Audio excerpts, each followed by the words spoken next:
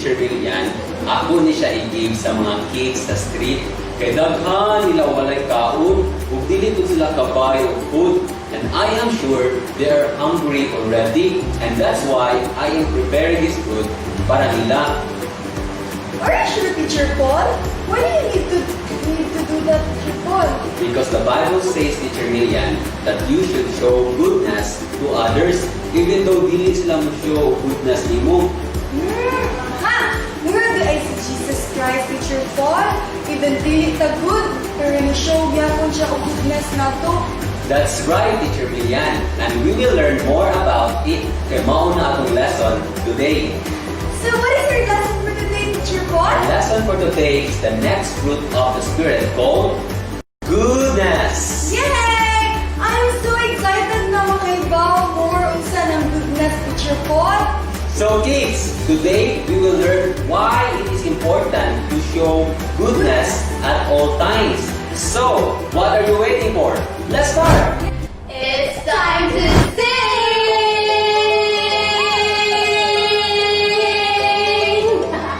Okay, ang ating lesson this Sunday is about goodness. Mag-learn man ta about goodness in Chilo.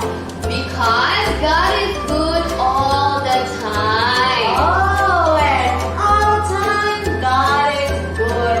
See you at the best example sa goodness. Wow, so Karun, let us sing. God is good all the time.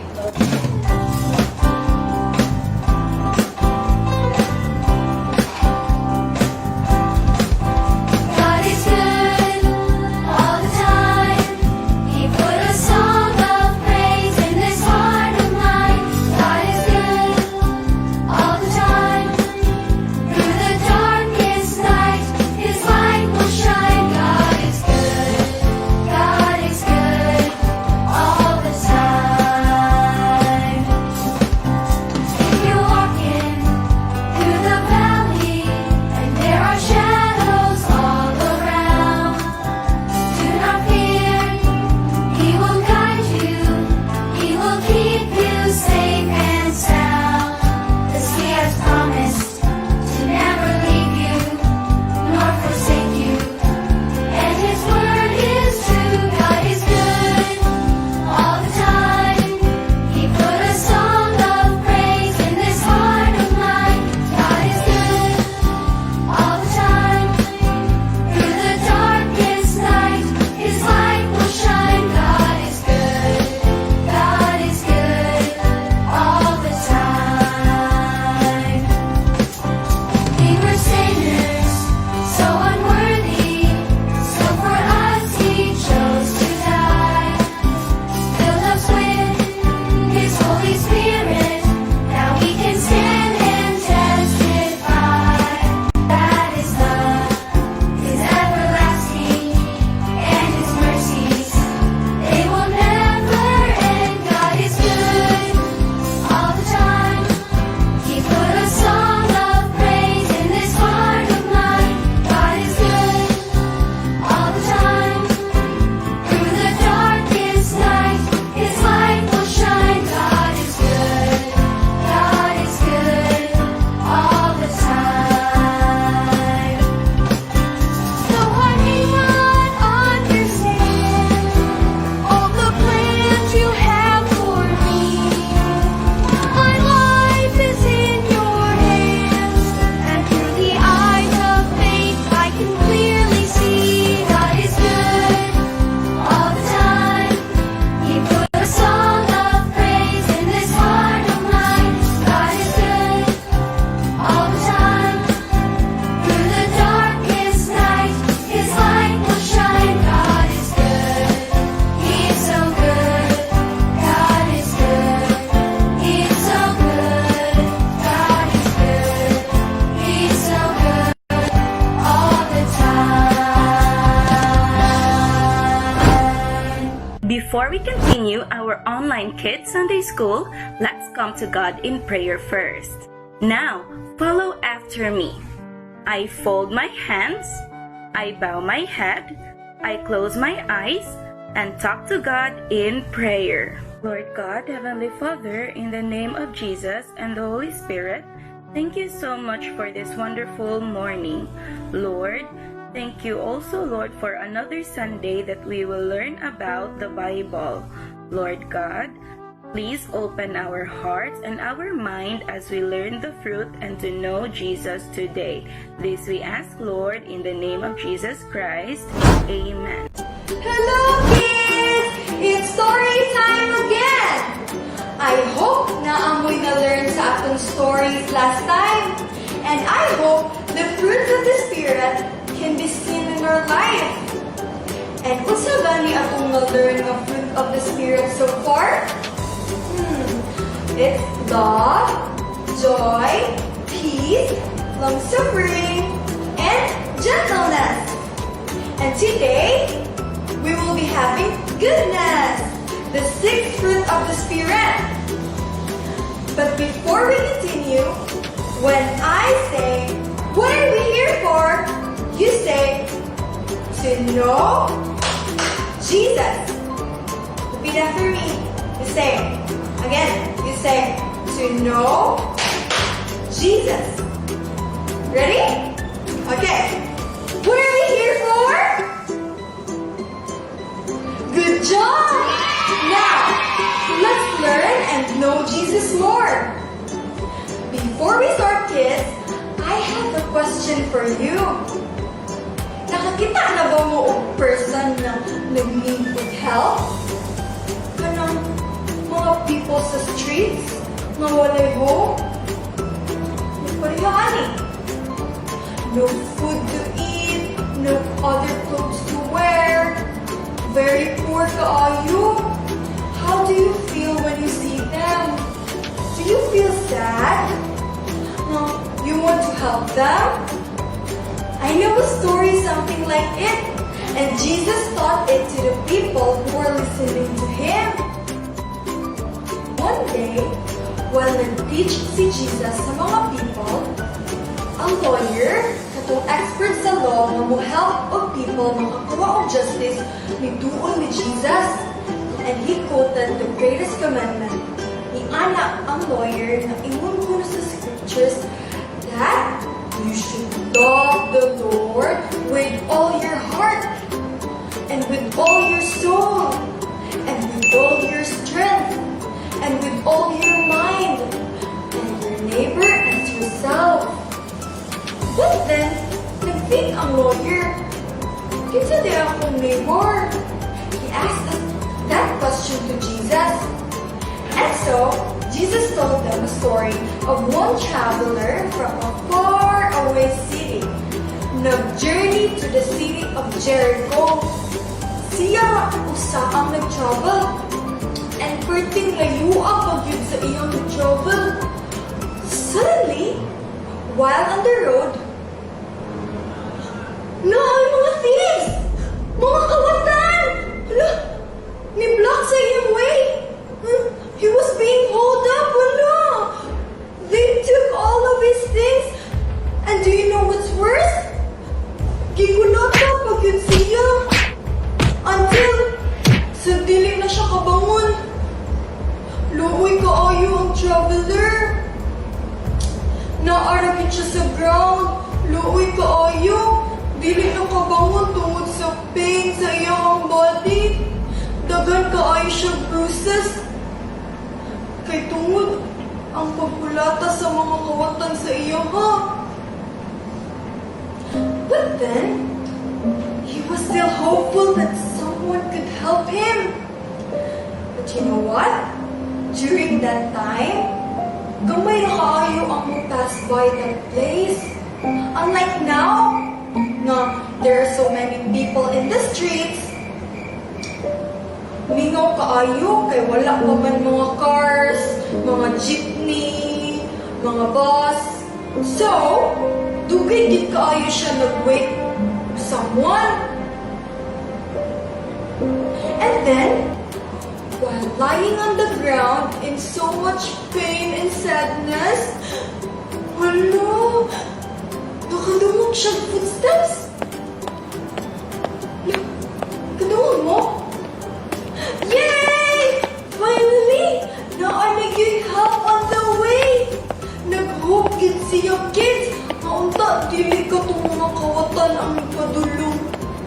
nga basin ibalik ang tanaw ipatay na bagid siya. Naminaw gid siya pag-ayo sa footsteps. Until sa nahibong siya na ni Faith. Wala man ang footsteps. Hala! It happened to be a priest di ay ni Agi. A priest? Lipay kaayo ang wounded man. He said, "Yes! Kani! Please give me! I know, utang din ni na priest. Utang din na ang priest. So, I'm sure he will help me. Yay! Lipay kaayo siya, even if sakit na kaayo iya na feel." So, as the priest was getting close, he tried to faintly shout for help. Help! Help! Help, priest! Tabangin ko! And when the priest saw him, he was shocked. Do you think may help siya? But kids, when he saw the traveler in pain on the road, igo na siya ni tanaw. He hesitated for a while. Help ko or di? But then he decided to take a different road, kaya he was in a hurry. And dili siya ganahan malangay. Pasible ko. Is that good, kids? At least, happy siya kay dili ko mga kawatan ang nibalik. Pero somehow, nag-wish gihapon siya, kids. Maunta, itabangan siya sa priest. But wala. So, he remained there in the street in great pain. And then, nakadungog na sa siya og laing mga footsteps. Hala! Someone is coming na! Someone is coming na sa... Ganahan na gid siya matawag og mga yung help sa muagi. Pero, di na gid niya kaya. Even ang speak kids. Maybe, gaana na siya. Help! Diligid siya pa-speak kids kay tungod grabe ang pain niya. Halos dilig na gid siya mabangon. He was half dead already. But this time, kinsa ka ang niagi. And yay! Behold, it was a Levite. He is a well-known teacher in the temple. Sigurado na ni Uy natabangan siya. Teacher good ni. Sa temple pag yun. But when the Levite saw the traveler, itanaw siya. Oh, iyang gityan buhi pa ba ang traveler? Pero, unfortunately, he just turned his head and walked right by.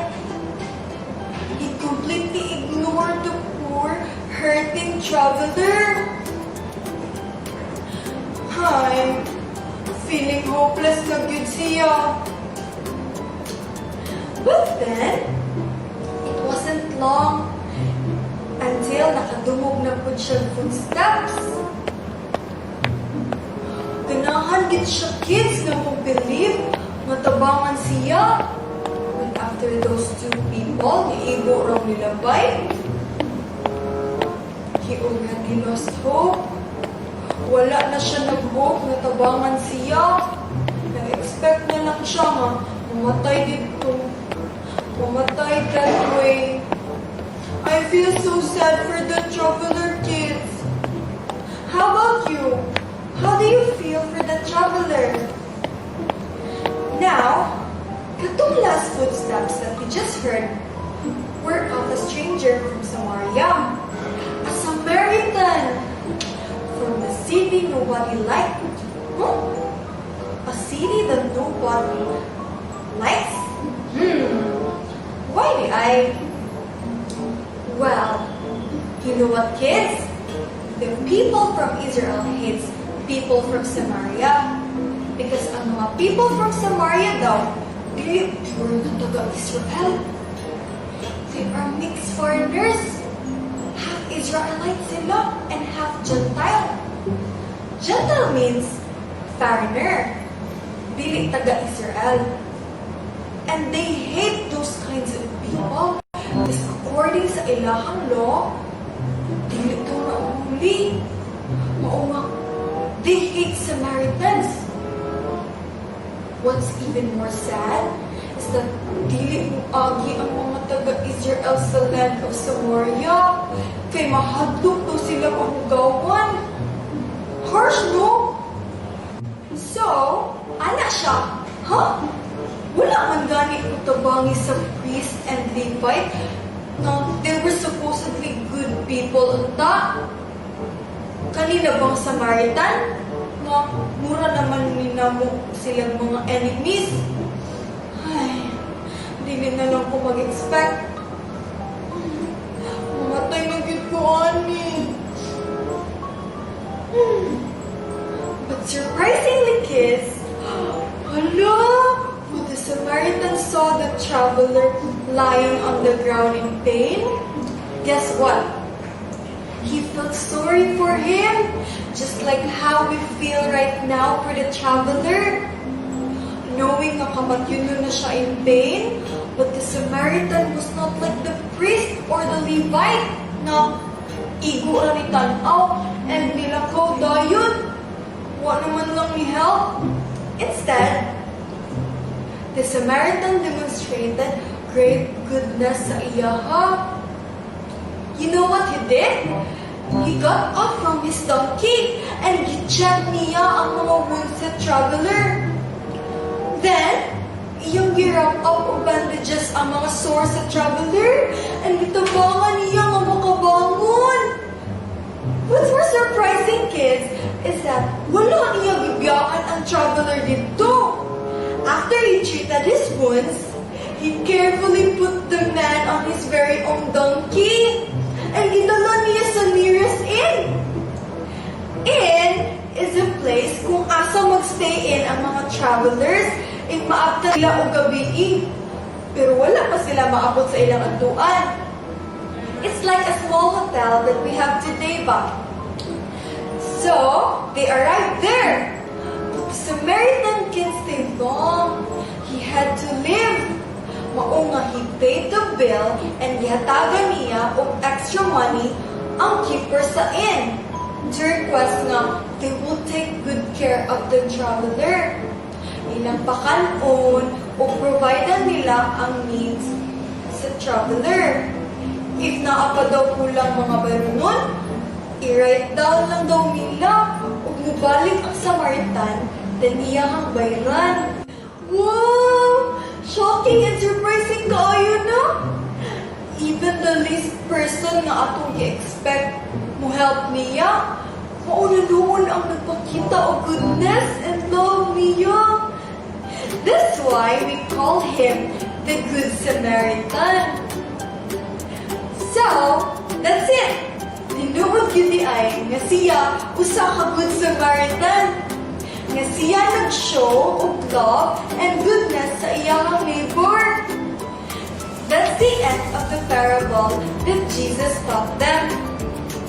Kids, when he finished storytelling, ipangutanan niya ang lawyer. Tana si Jesus. So, which of these three men was a neighbor to the traveler? Is it the priest, the Levite, or the Samaritan? Then he answered ang lawyer, katong ihunong yun kung may help sa traveler. Jesus said, that's right.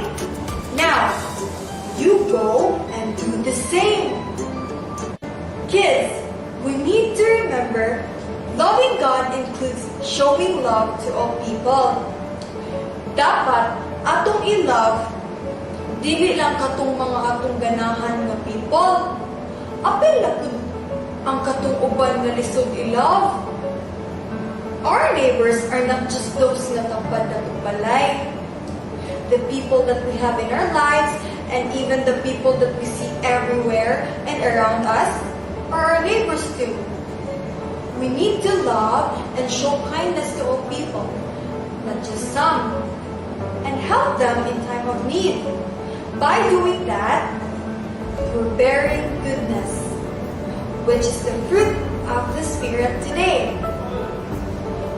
But, di ba atong na-learn sa atong previous lesson na love is that we can only find true love in Jesus Christ alone?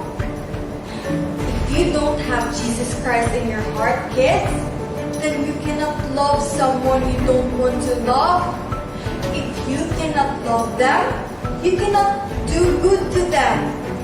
You cannot bear goodness. Hello? Lisod na oy! Pero mahimo na natulog sa tanan people and we show goodness sa ilaha if we have Jesus in our heart. Because only Jesus Christ can teach us how to love. You know what, kids? Goodness to others or being good is not hard to achieve if you have Jesus in your heart. But if you don't have Jesus in your heart, or if He's not your Savior, being good is nothing because it cannot save us from hell.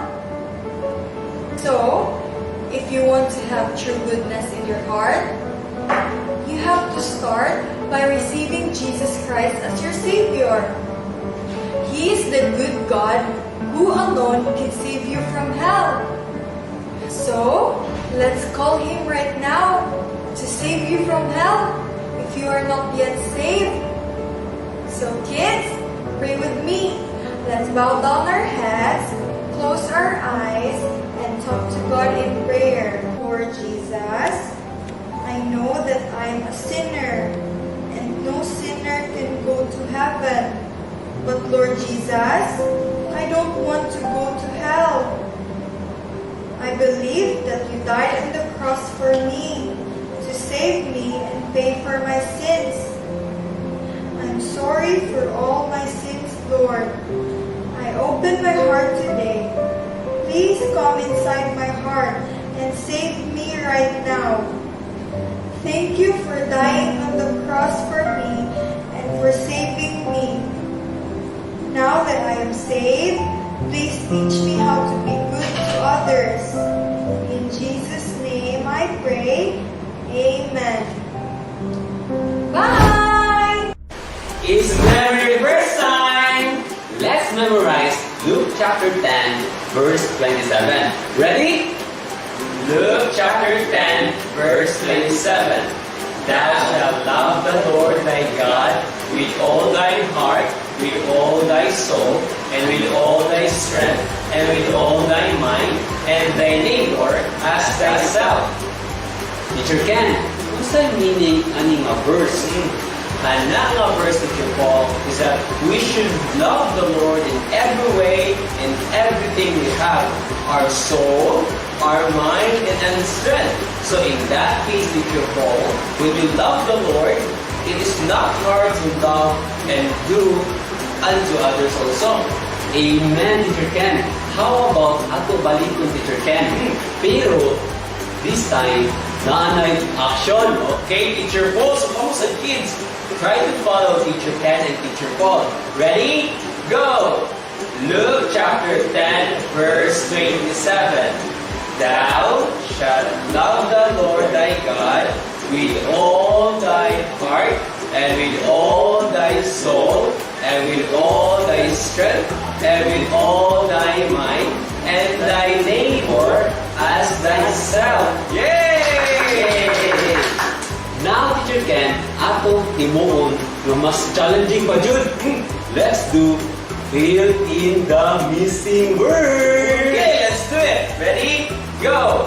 Luke chapter 10, verse 27. Thou shalt love the Lord thy God with all thy, and with all thy, and with all And I as... Oh! Yay! Very good! And we hope na inyo na memorize it each day. Okay, kids? Bye-bye! It's class time!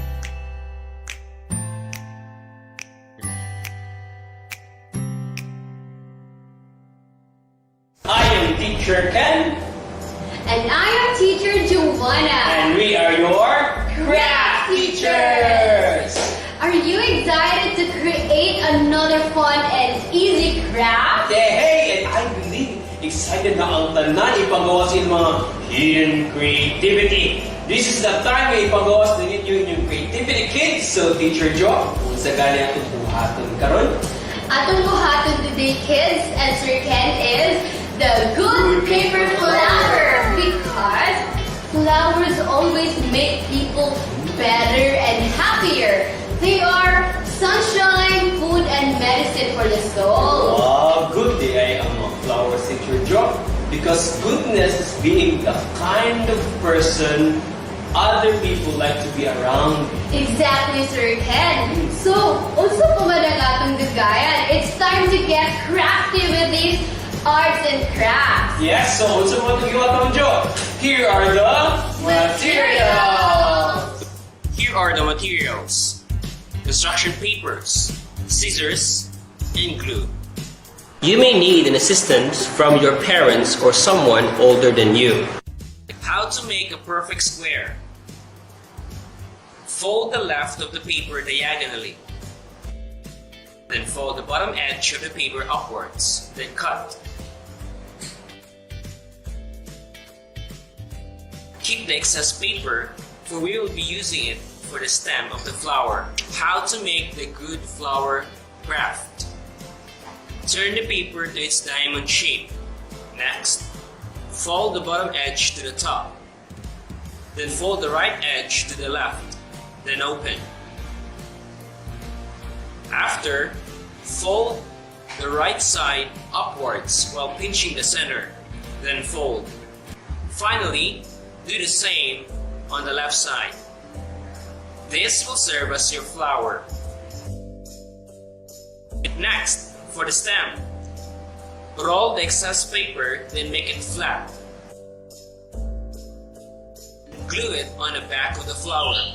Voila! The good paper flower craft. Flowers for you, Mom. Wow! Thank you, Sir Ken. So, this is our finished product. I hope when you see this one, you can remember to spread goodness to all the people around you. And I hope you enjoyed our craft today, kids. And we can't wait to see your good paper flower in the comment section below. And do not forget to use hashtag craft time with goodness. And this is Craft Time! So, are you blessed with today's story and the verses? If that's the case, then amen! Alright, now before we end our Kids Online Sunday School, let's come to God in prayer. Now follow after me. I fold my hands, I bow my head, I close my eyes, and talk to God in prayer. Lord God, Heavenly Father, in the name of Jesus and the Holy Spirit, thank you so much, Lord, for everything, for this wonderful morning, for the lesson, for the story and verses, Lord. Lord, today help us to remember what we have learned. Lord, help us, Lord, that all the learning, all the things that we have learned from the Bible will be seen, Lord, makita, Lord, sa amuang life. And Lord, so that others, Lord, may know that we are the children of God. Thank you so much, Lord, for everything, for your love and care and compassion. This we ask, Lord, in Jesus' name. Amen. Hey! Thanks for watching our Sunday School until now. Another Sunday is over. Another Sunday School is over. And I hope that you've been listening well. I hope na naamoy na learn and you will practice the fruit of the Spirit of goodness from now on.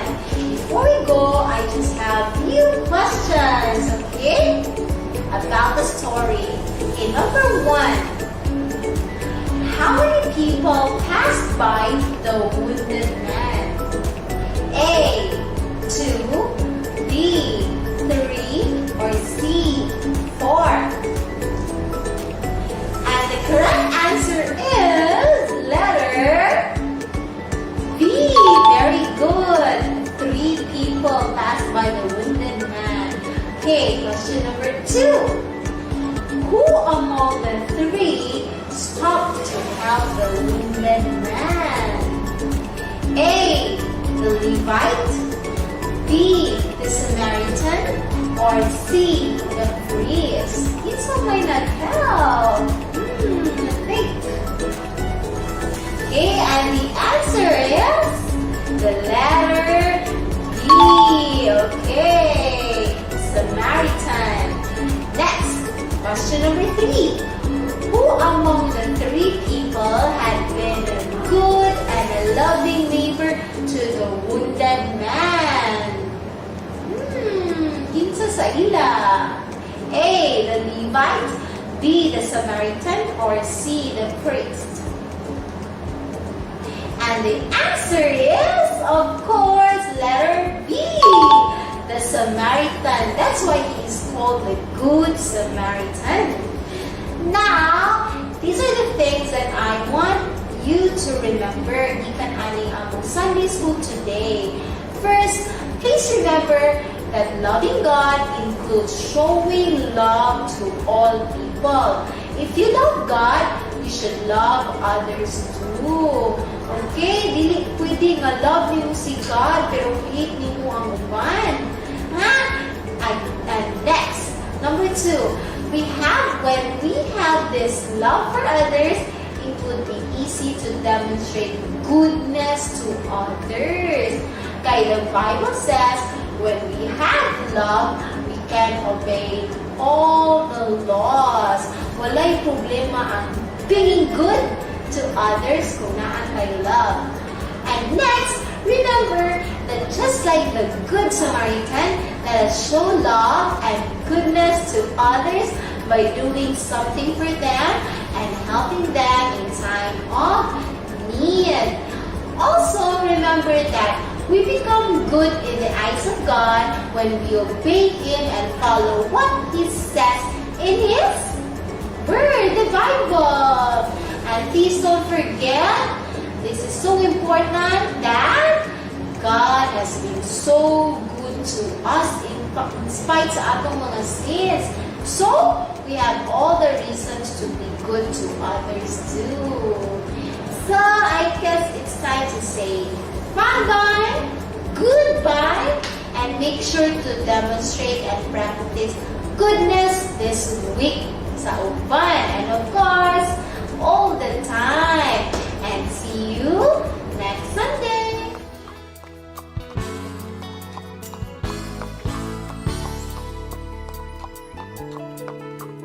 Who is my neighbor? You are my neighbor. I can clearly see that a neighbor is a friend reaching out to me. Who is my neighbor? You are my neighbor. Now we both agree that a neighbor is a friend helping friends in need. Look for a neighbor, he will be the one, always standing by your side when the day is done. Look for a neighbor, he will be the one, always standing by your side when the day is done. Who's my neighbor? You are my neighbor. Hand in hand we go. Hand in hand we go. Helping strangers we may meet along the winding road. Who's my neighbor? You are my neighbor. I can clearly see that a neighbor is a friend reaching out to me. When you look with your heart Instead of your eyes, the neighbor you find will be a big surprise.